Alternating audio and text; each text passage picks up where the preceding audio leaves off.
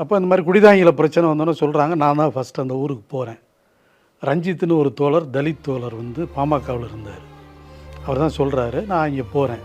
போய் பார்த்தா ஒரு இறந்து போன ஒரு பாடியை தண்ணி ஆற்றுல ஓடிக்கிட்டு இருக்குது. அங்கே கொண்டு ஏன்னா தண்ணியில் இறங்கி போக முடியாது. இந்த வழியால் போனால் கல்லால் அடிக்கிறாங்க, பிரச்சனை.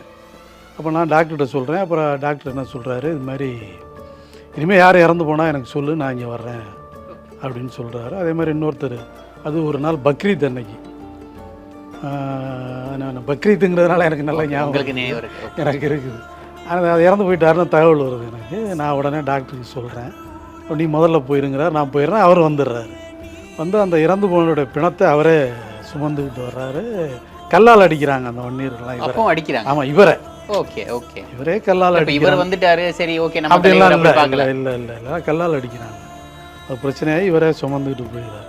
அந்த அளவுக்கு ஒரு சமூக ஒற்றுமைக்கான ஒரு ஊன்றுகோலாக டாக்டர் ராமதாஸ் அன்னைக்கு